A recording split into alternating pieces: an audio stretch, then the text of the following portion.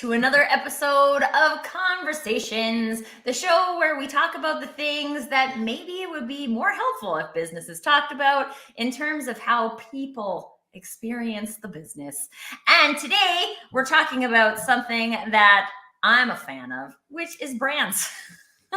And but why is that, Tracy? But why? Why am I a fan of brands? Because brands create an experience for people.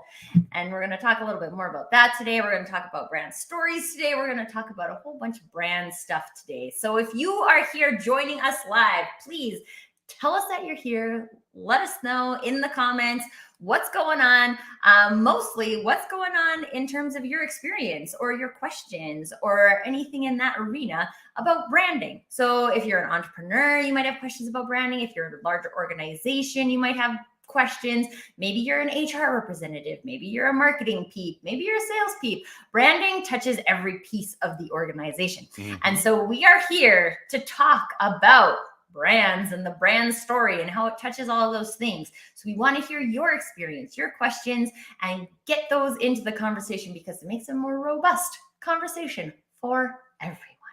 And as always, I have a very special guest with me here today. And my special guest today is Ben, who is all about brand story. But I'm going to let him introduce himself to you before we kick off the show. So Ben, tell us a little bit about you and why brand story is so important to you. You know what, Tracy? First of all, thanks for having me on the show, and thanks to your lovely audience. You got to get a little less depressed. I mean, really, seriously, you are one of the happiest people I know. Whether we're on air, we're off air. I always see the smile on your face. I always see these cool pink headphones on your face. You branded yourself. People know, hey, that's Tracy. My name, Ben Baker. I have been in branding for at least 25 or 27 years. I got out of the high-tech arena. I was George Clooney. I was literally the guy in the air. I was on a plane 200 plus days a year. I was gone 250. My job was to go in there, fix problems, and figure out what was the issue, why wasn't things working, and get things to work properly. And a lot of it had to do with brand. A lot of it had to do bringing new brands into Canada, building the excitement around things, getting people excited, getting people to understand why they should care. And about 26 years ago, my wife and I looked at each other and, quite honestly said, this is a divorce waiting to happen. And it was probably the best thing that ever happened because it got me out of the air. It got me back home, and it got me into direct mail. And the direct mail is the greatest place to learn about brand, because if you can't tell a story succinctly in a way that resonates with people, you're never going to win. You're never going to win. And my clients were the casino industry, they were the grocery industry. And it's how do you impact people in a meaningful way in a short period of time and get them understand why they should care about you, what your value is to them, and why they should walk in your door and not somebody else's. So that's where my journey with brand began. And, we can talk about the next 25 years if you want, but I've done everything from trade show development to social media marketing to brand development from small companies to enterprise level companies and internal communications, which is a place where we sit right now. So we can stop there, ask me questions, ask me anything, chime in on the chat. I'm willing to answer any questions when it comes to branding, storytelling. I'm here for you guys. And we're so excited that you're here and I remember this came up when we first had a conversation, but that we both came from direct mail. And I was like, right. Yeah, mail. Right. Lots of great bumpy mail. My favorite was bumpy mail. How do we get people to open the envelope? Well, and it's just really interesting because my experience with a lot of mail now is that it goes from my door to the recycle bin. And so it's like, how do you stand out in that time frame from going from door to recycle bin while I'm sorting through to make sure there's no actual mail in here, right? And it's not really that different in a social scrolling environment, right? It's scrolling on steroids is really what it is, because we have the attention span of newts. We truly do. And the question is, why should I care about you? As somebody trying to sell me something, or somebody who's trying to get my attention of something, why should I care about you? There's 10,000 people looking for my attention each and every single day. Why should I care about you? Why should I stop, think, spend an extra few seconds, and actually pay attention to who you are, what you do, and why you do it? So, Ben, on that point, when you're thinking about brand stories, what are some of the key questions that people should ask when they're developing their brand story? I think the brand story, the brand story is a wonderful thing because a lot of companies have mission, vision, value statements. They have these wonderful, grandiose statements that are written in 200-point font on walls. They're part of their annual report. They're part of some, onboarding package, and then they're forgotten. They're absolutely forgotten. They mean nothing. They're doing anything. They're just words on a page. A brand story enables something that is not only listened to, it's understood, it's valued by the people who listen to it, but it's internalized, it's recalled, and it's retold. And that's the beautiful thing about a brand story. It's that internalizing it, recalling it, and retelling it to others. And that's what you want your brand to be about. This is who we are as people. This is what has got us from our days where we were Hewlett and Packard and we were sitting in the garage in Palo Alto, California, to this multi-billion-dollar brand. And that story can be told in 30 seconds, and that story can be told in 30 minutes, depending on who your audience is and what's the impact you want it to have on them. And I think that's what people want to know. Where did you come from? Where are you today? What got you from there to there? What were not only the successes, but what were the challenges that you faced? And how did you overcome them? And where are the goals that you're reaching for? And how can I become part of that? How can I see myself in that story as a champion of your brand that's going to enable you to get to where you can't go, that you can't get without my help? And I think that that's how you bring people on board, either internally or externally, to be able to build champions, to get people excited, and get people to say that, hey, wait a second, I want to spend money here or time here instead of spending time down the street. Yeah. And so what are some of the things, let's start with recall, because we got to be able to recall it before we can retell it. So what are some of the critical inputs that go into a story that, because what I believe is not everyone will connect with everything, right? Yeah. And that's not the point of your brand story. But what are some of those pieces of the formula that go into the story that optimize the recalling for the right people? Emotional hooks. And I think that's it's two words that are always misunderstood. It's emotional hooks to that person. Do you remember when you were a little girl and you remember that you used to sit on your dad's lap and he used to sit there and bounce you up and down on your knee, and you used to watch television together and watch that particular commercial? Do you remember how you felt when you watched that commercial? Well, this is how how you felt then is what you should feel about this. And what you've done is you've tied that person to a feeling and a strong emotion of love or passion or whatever that they've had early in their childhood or early in their lives that they already have a connection to, and you've connected your idea to something that they're already feeling deeply about. And that is a key thing, and that's hard to do. Mm-hmm. And it's because every single person is going to be different. Right. And it could be just as simple as remember a time in your youth when you were alone and afraid and needed somebody to lean on. Well, we want to be that company that people lean on. And all of a sudden you've made that connection. All of a sudden, remember how I felt? I don't want other people to feel that way. Yeah, I want to help them to not feel that way. And that's where we take stories. When we can bring people into the stories, when we can get people to feel that, oh my God, yeah, I understand what that person must feel like as the person who's seeing our brand for the first time, and enable them to understand how to become connected to the brand.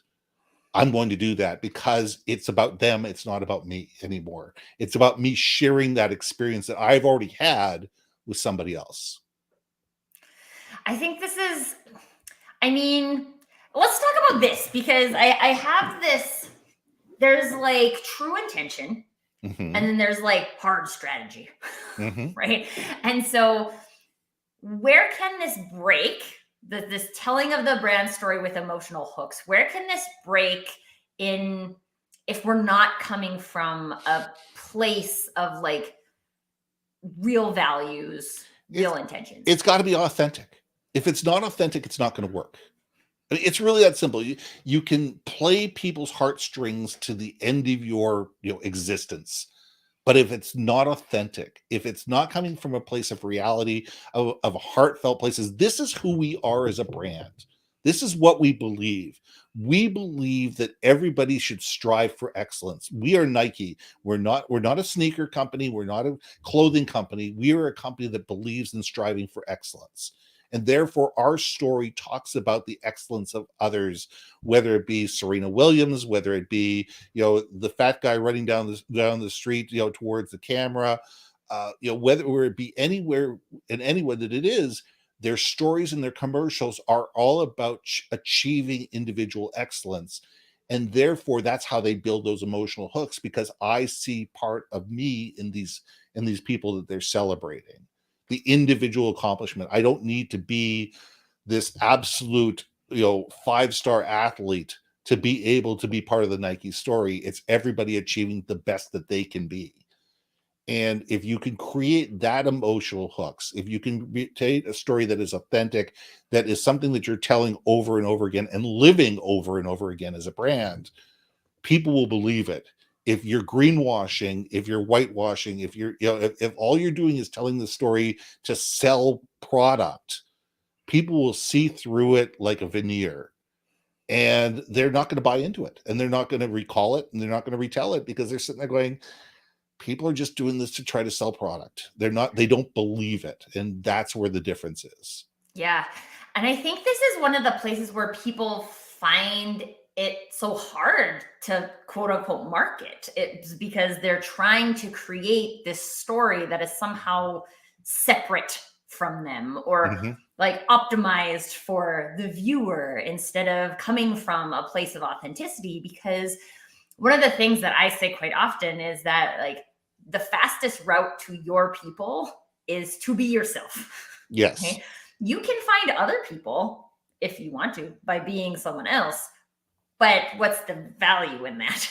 Right? You're not finding your people. You're not finding people you can help. You're just trying to be some shiny version of something that someone that you don't know might want.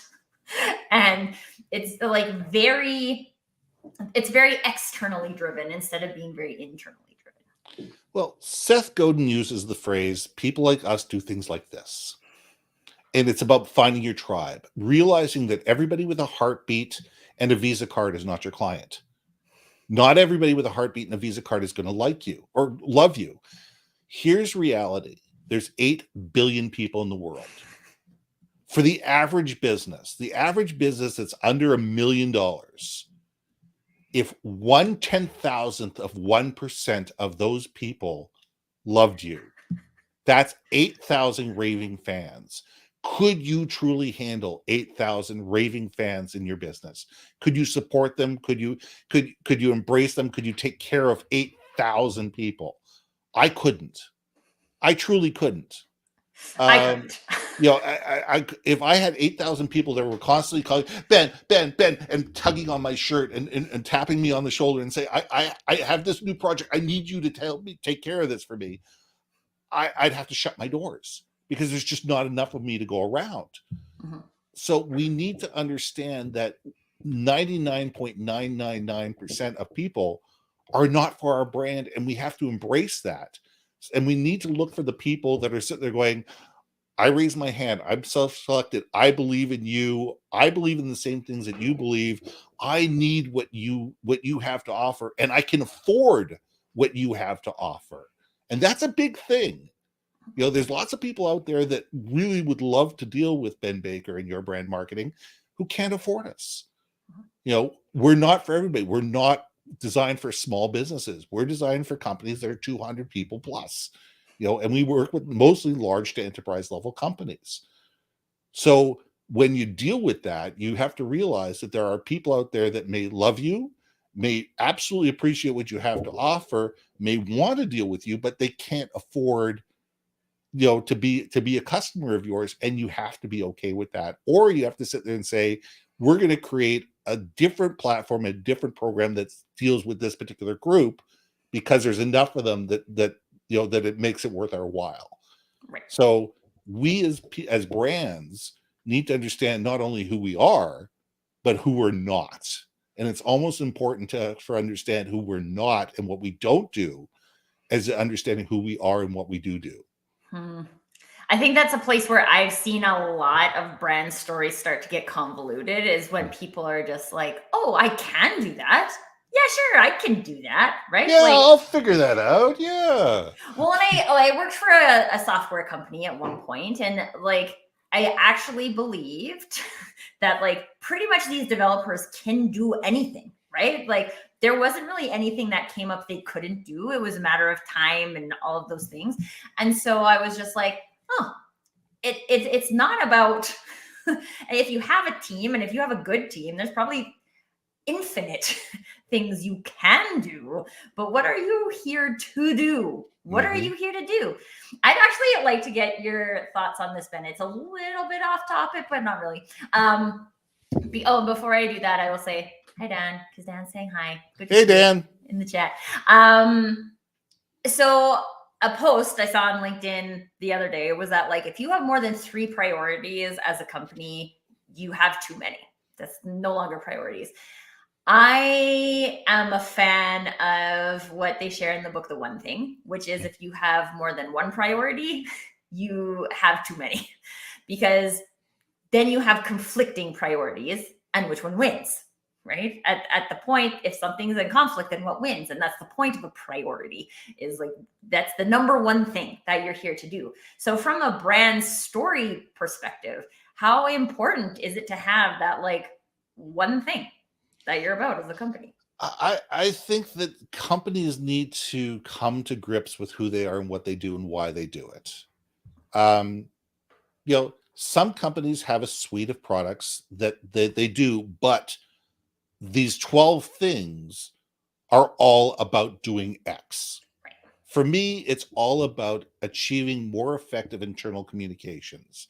How do I do that? There's consulting, there's teaching, there's podcasting, there's different arrows in my quiver. But what do? I help mid-sized to enterprise level companies communicate more effectively on an internal basis.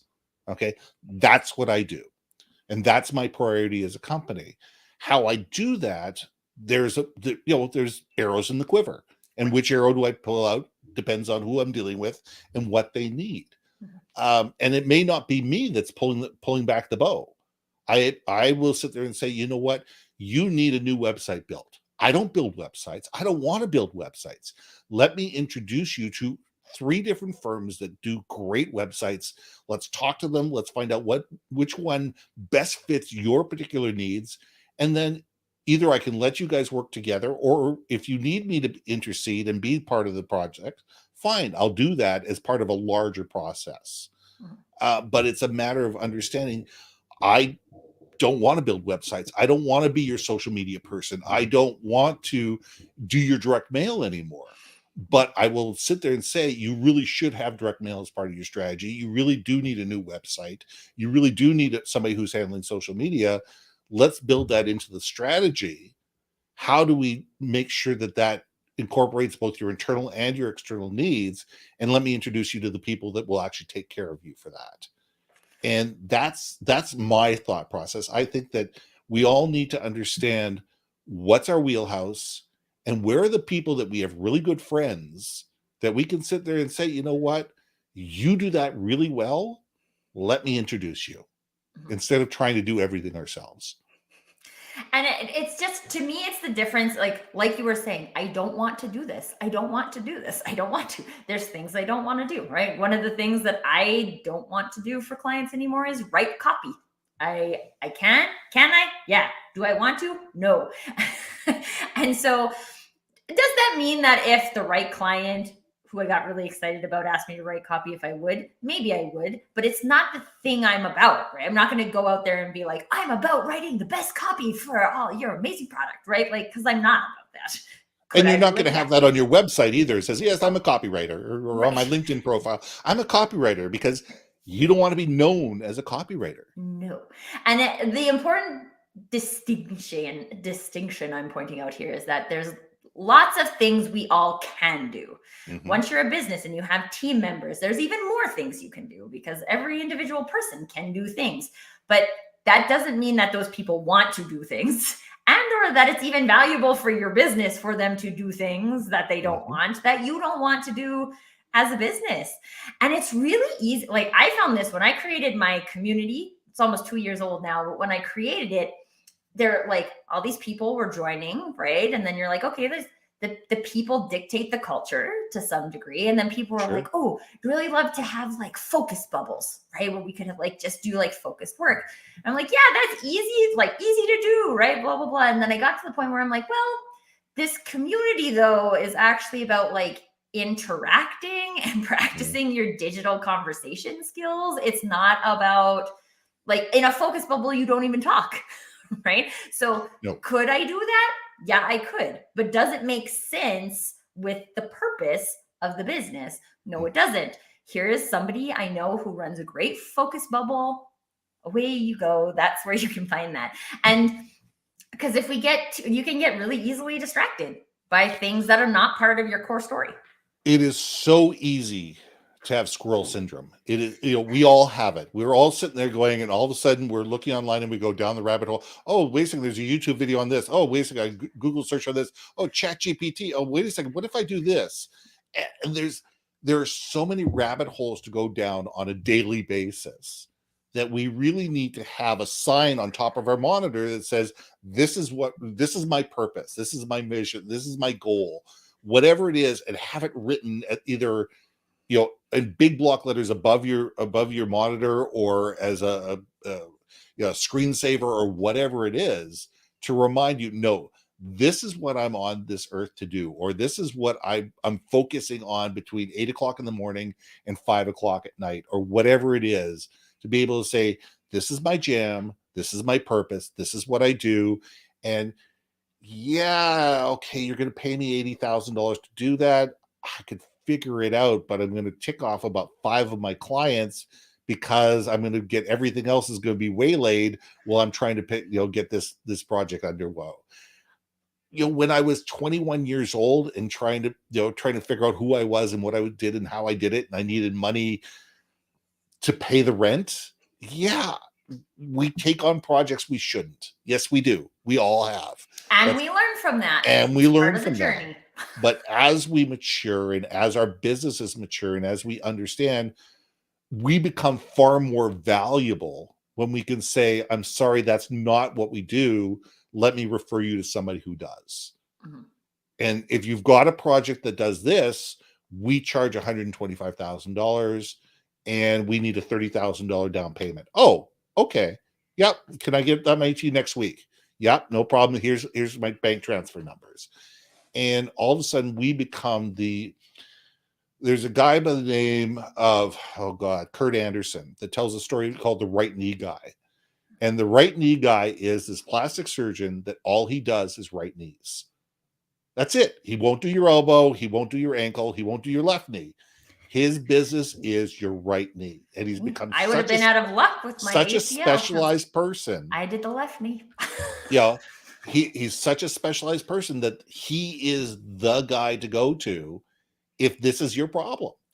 And that's the way it is. But he's sat there and says he's built the systems and the processes and the procedures that he knows without a shadow of a doubt, from the time he reaches for the scalpel, what he needs to do and what he doesn't need to do. And I think we all need to sit there and say, okay, what's our version of the right knee guy? So, because I know you do a lot of internal communication stuff, Ben. So what about, like, now you have a bigger business, right? What if you have a lot of guys, right? You have the right knee guy, Yeah. you have the left knee guy, maybe you have like the collarbone guy. And now you have a more complex story because your team actually creates the reality of your experience. So, what are some of the ways that you've seen that are effective in that internal communication piece to get clarity on what is our story as a like our story, right? Yeah. Not just my story. And it comes down to, okay, we have the right knee guy, the left knee guy, the carpal tunnel guy, whatever we have there, and women as well. Don't gotta have make sure we got the women in there. Peeps. We'll go with Yeah, peeps. I know, we're Right being knee pejorative, peeps. but there we go. We've got to shout out to the ladies. But you need to sit there and say, overall, what do we do? We help people become more productive in their lives. We turn your pain into success. There is an overarching thing of every business has one. Every business has some overarching purpose, overarching mission, overarching goal, and that's the first thing you need to achieve. You need to sit there and say, what is it? What are we on this earth to do as a company? Yes, we do all different types of surgeries, but we are about making people whole again.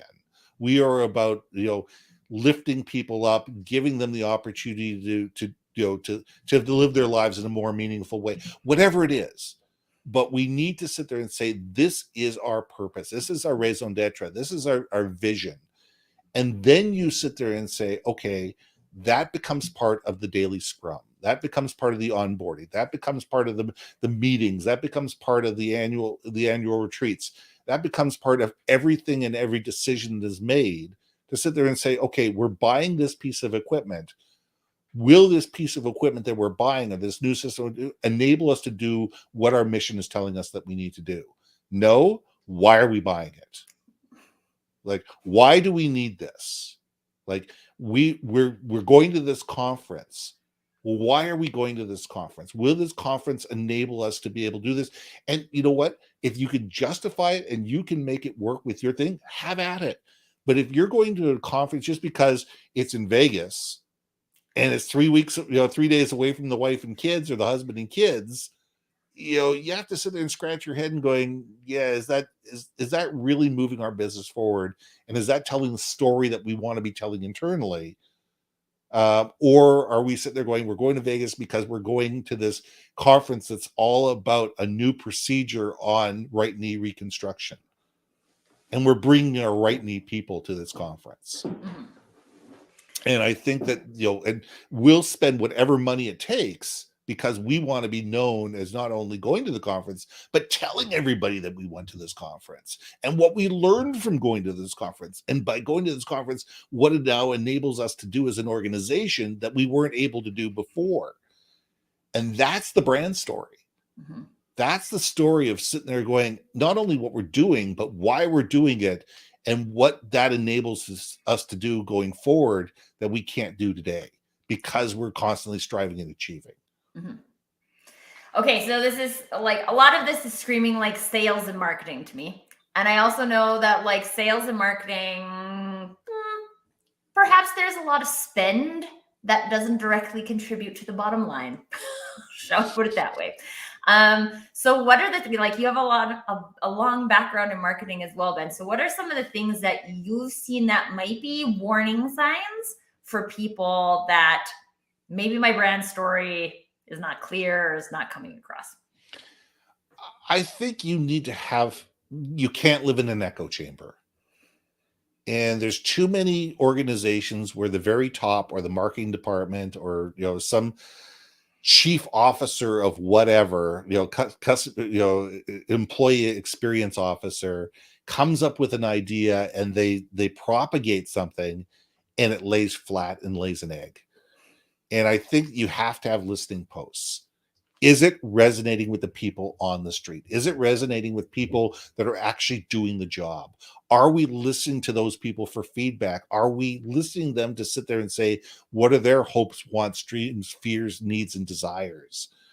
And the more we can sit there and say, is this resonating with people on a regular basis? Perfect example. we have a client coming up where the C-suite wants to start an internal communication piece on a weekly basis to their clientele, which is 3,000 employees. And the question is, well, we want to do this, this, and this. I said, well, that's nice, but is that what they want?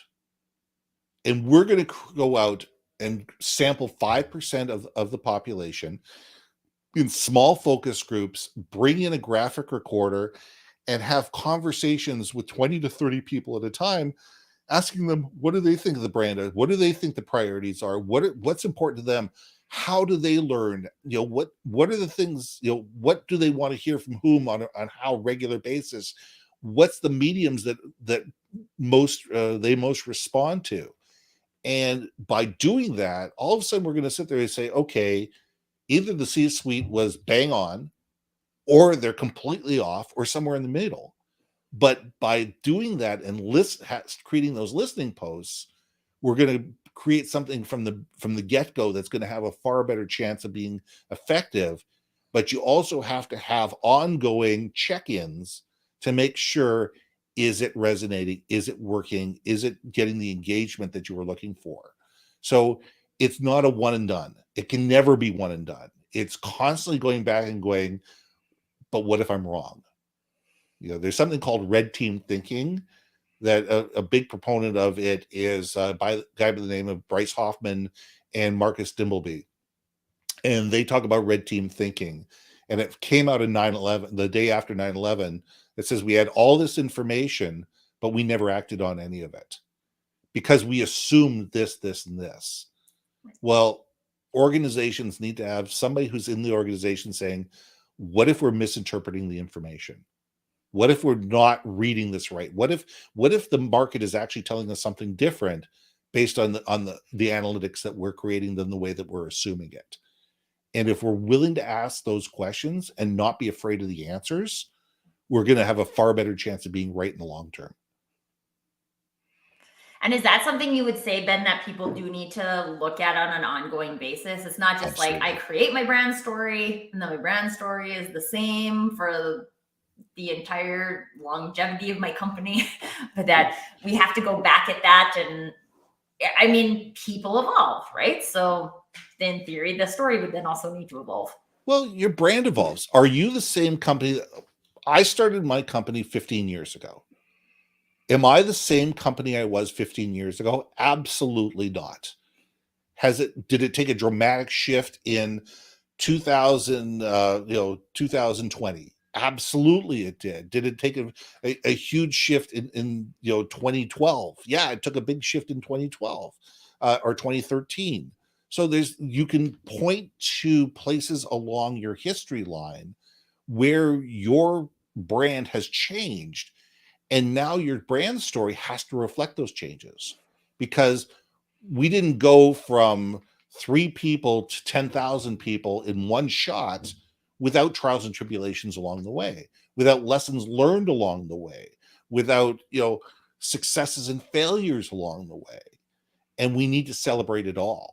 And we need to sit there and say, these are the milestones within our world, and realize, and it might take a year after the milestone happens for you to realize, wait a second, that was a touchstone. That was a black swan moment. Okay, now we need to incorporate that into our brand story and be able to talk about that moving forward. But your brand, like your world and like your life, is constantly evolving. And I look at it as a story as being a living, breathing thing. A brand story is a living, breathing thing that you're constantly changing, and who you are, what you do, the clients that you serve, how you take care of them, what's important to people inside the company, what's important to the people who are your customers. It all evolves. So your brand story needs to evolve as well. This is awesome. Okay, so I want to remind everyone in the chats that if you have questions about branding internally, externally, personal branding, what have you, please put them in the chat, because we're here to answer every and all questions about Absolutely. brand stories. Hit me up. hit up Ben. He wants to answer your questions. And if you have perspectives or thoughts or experiences from your past, share that as well, because it makes the conversation more robust. Yeah. And by the way, if you're watching this on replay and you have a question, hit me up at ben@yourbrandmarketing.com. Just say that you saw me on Tracy's show, and I'll be more than happy to answer your question. Boom. There you go. Already answering. So I want to talk a little bit about the difference, or maybe there's not a difference, between like the internal story and the external story. So the like sales and marketing side of it, and then the employee side of the story. So are there different things that people need to focus on internally versus externally? Or is it really just like, this is our story and it exists in both places? It's your story, because here's the thing: the people that are going to be your best champions for telling your story outside your company are the people inside your company. You can't just rely on sales and marketing to tell the story of your brand. It's important that they both do, and if they're not, you shouldn't be paying these people. But your finance department, your customer experience department, your operations people, your legal people all have people that they're connected with. And being able to put them in a position where, first of all, they have pride to tell the story, and second of all, giving them the ability to tell the story and say, well, actually, that's not exactly what you heard in the news, isn't exactly reality. Here's what the story really is. Puts you in a far better position, because all of a sudden you now have 25, 50, 1,000, 5,000, 50,000 people that all have the ability to tell their story outside of the company because they believe in it inside the company. There are going to be things that you tell people inside the company that are for inside the company.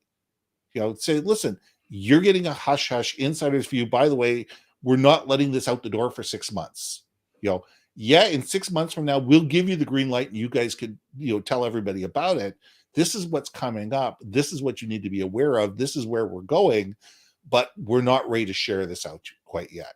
So we'll let you in on the skinny, but we're giving you it on a hush hush basis. And that enables people to feel that they belong, and that makes people believe that they matter. And those are really important things. But I would say that your story needs to be authentic. It's like you as a human being. Are you a different person when you walk in the office and then when you walk out of the office? You're one human being. Whether you're home, whether you're at the office, whether you're at your mother-in-law's place, whether you're, watching your kids' ballet or hockey game, you're one person. Your story should be the same no matter wherever you are. You're going to tell different parts of it to different people, but the overall overarching story is still there. It's like, do I tell the 30-second version or do I tell the 30-minute story? Same story, just how much detail do I put in? Yeah, absolutely. Okay, so I want to talk about the shift between like a brand story being recallable and a brand story being retellable. So what are some of the things that contribute? Because at the end of the day, if we're talking about stories being told, people are telling them, right? Yes. So what are some of the things that has to happen on a people level in order for someone to not just, because I've been in businesses where like everybody's memorized the values, right? But nobody would ever talk about the values because they were just, like you said earlier, words printed on the wall, right? And we were expected to know them. So everybody memorized them like you're in school, right? But nobody told the story. So what are the things that get people into that arena of retelling instead of just recalling? People need to feel that they have pride telling the story. They have to feel that they, first of all, belong, that they're part of the story, and that what they have is worth sharing. It's all about shareability. When you see a video online and you really, really like it, you'll share it. If you watch a video online and you go, maybe you'll hit the like key. Maybe. but more than likely you'll just move on to the next thing. The same thing is with any brand story. It has to be something that not only somebody is going to scroll and stop at, it's got to be something that people are going to pay attention to. And they're going to sit there and say, not only are they going to want to hit the like button, but they're going to want to leave a comment and they're going to want to repost it. And that's whether it's actual social media content or if it's something that is, an actual physical story that they're going to tell when they're watching their baseball, in the stands of the baseball game of their kids. And it's got to be shareable. And the second thing is you as a company need to empower your people to do this. You need to sit there and say, we have a social media policy that says you are only allowed to share blah, blah, blah information, and you can only share it in this particular way. You're not allowed to add a comment to it. All you're allowed to do is hit the share button. Well, yeah, how often are people going to share that? They're not. Right. When you make shareable content, when you get people say they're going, that's cool. I am so, wow, we have this brand new process. They did this amazing new video on this new piece of equipment that we just got. Oh my God, I know people that really are going to want to know about this. Yeah, I want to put that out on my social media feed, or I want to add it to my YouTube channel or on my Instagram or whatever it is, and be able to let people know, hey, I'm in the skinny, I'm in the know. I got to see this first. And because you know me, you get to see it first. And there's a real feeling of that. And it's just like, I get to be one of the people that get to be the one who shares this first. Mm-hmm. And I think that's where the feeling, and that has to come from a culture of everything that you guys put out is shareable. It's well done. It doesn't have to be executive and corporate and boring as heck. It's got to be stuff that people are going to sit there and go, yeah, I definitely want to share that. Or that was really cool. Okay, I want to share that. If it's just boring and corporate and it looks like it's been overproduced and it's using that same B-roll footage that people find online everywhere, nobody cares and nobody's going to share it and nobody's going to feel proud of it. So that's probably the best advice I can give any company. Yeah. This is Sam is sharing something great here about employee experience and giving people a sense of belonging. Our friend Paul would have something to say about sense of belonging. Paul Lowry doesn't know anything about belonging. Oh, Man never talks about belonging at all. Just I think those were the words he was burped on, Would you work for a sense of a paycheck? If no, then you probably sense of belonging isn't good enough. Anyway, follow Paul. Love Paul. He'll talk to you more about it. You're my buddy. We love you, Paul. But yes, Sam, every person in your company is an ambassador. Is a potential ambassador. Absolutely. Anyways, right? They've accepted a role at your company. So if they're going to hurt or they're going to hate working there, they probably wouldn't have accepted the job. Okay, Maybe but here's the flip side of this. Okay. And I'm going to say this slowly so everybody gets it. Your brand is only as valuable as your unhappiest employee on their worst day. I'll say that again. Your brand is only as valuable as your unhappiest employee on their worst day. And if you look at your brand that way, you need to sit there and find out who are the dissenters, who are the people that are blocking the brand, and you need to understand why they're unhappy and how to help them go from being unhappy to happy. Because 9 out of 10 times, it's not the fact that they're a miserable person.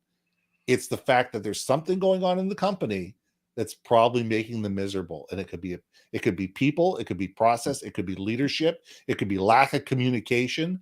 There's all sorts of different things that it could be. And it's very rarely is it just somebody that's just a surly human being. Right. But those are the people that are also your brand ambassadors. Mm-hmm. Well, and this is the thing that I always say that this is where brand experience breaks, right? Because we've told people one thing in a story and then they experience the people. Mm-hmm. I'm thinking about the grocery store in particular, right? Like the grocery store has all their advertising. They tell their story about how their family meals and all these things. And then you go to the store and they'll like, surly helper won't help you find the tomato soup. It's over there. Right. And you're like, okay, this is like broke my interpretation of your brand story. And I think that that's an important thing to remember, is that like every single person, especially people who are customer facing, and equally people who are not customer facing, but especially for people who are customer facing, they are your brand, right? They are it. That's it. They are creating experiences for people every day. And if those experiences don't match your brand story, at the end of the day, it doesn't matter how good you're doing on a marketing front. Your brand story is broken. And this is why it's so critical to have that. Like, a brand story is not just a marketing activity. It's not something just the marketing team should know. It's your brand story. It's the company brand story, and everybody participates in it, and everybody should know how they participate in it. Yeah. I mean, this is why companies hire secret shoppers. Companies hire secret shoppers not to punish people, or at least they shouldn't be doing it to punish people. They should be finding it to see it. They're going, where are the holes in the system? We're teaching people in our onboarding that their job is to go and grab people by the hand and walk them to aisle number 5 on the right side, on the halfway down the aisle on the top shelf. That's where the bell peppers are.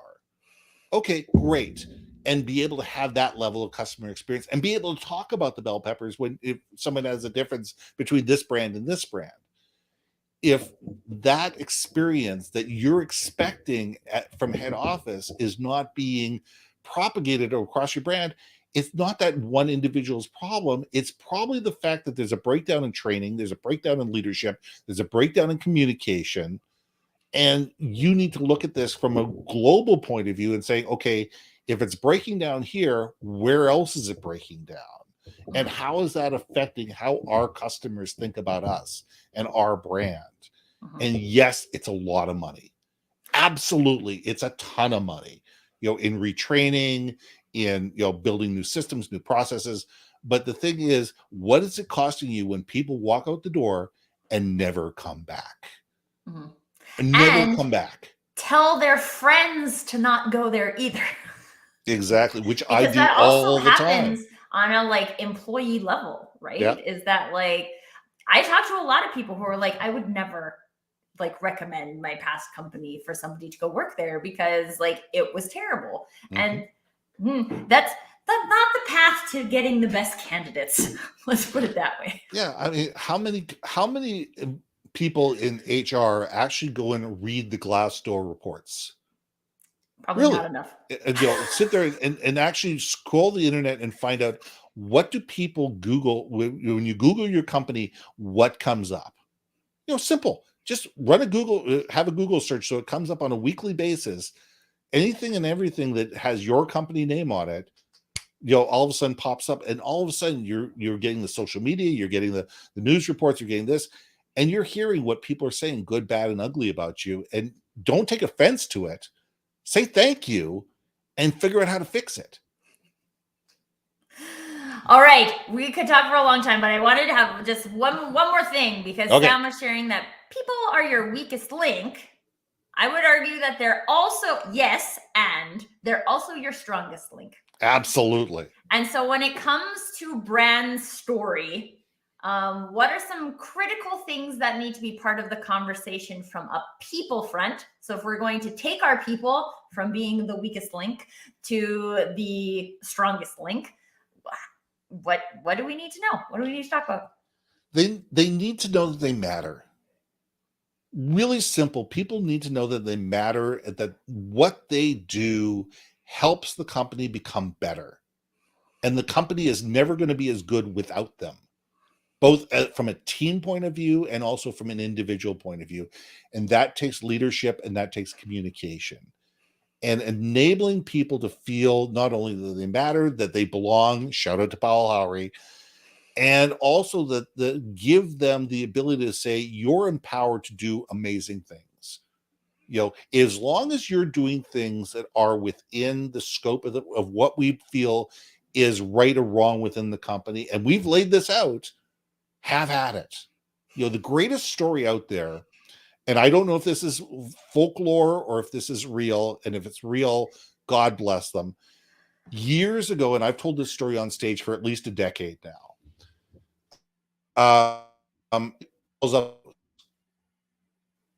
They say, okay, I got a problem. This is what happened. This is 15 pairs of shoes just showed up on my doorstep, and my wife died last night. She had a heart attack. She died. The guy says, oh my God, I'm sorry. Give me the master tracking number. It says, I'm already processing a refund for you. I'm emailing you. Is this the right email address? Great. I'm emailing you a UPS slip. Somebody will come and pick up all those shoes. Just put them all together with this one master packing slip, and they'll take care of it. We are so sorry. He gets off the call, immediately goes and finds where the local florist is, had a floral arrangement sent to the house on deepest sympathies from Zappos.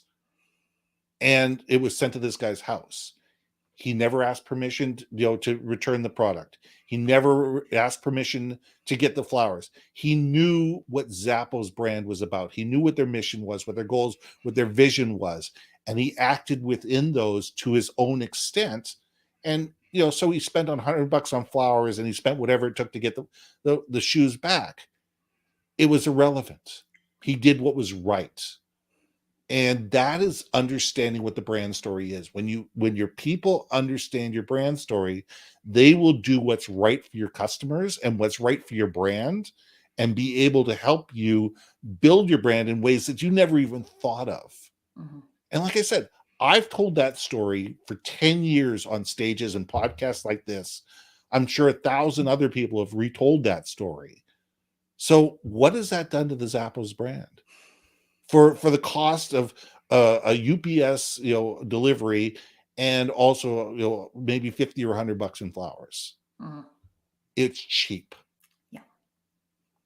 Well, and I think that's something I've experienced myself. Well, the opposite. I've experienced the opposite of that, which I like to call golden handcuffs, which is people create the processes and the procedures you're allowed to work within, which dictates the things you're allowed to do, which then hinders the person you're allowed to be, because you can't, I was in a scenario where I couldn't give a refund. I wasn't allowed to give a refund, right? So if I had wanted to, I could have gone through 100 channels to get one approved, but this is not going to help the person now.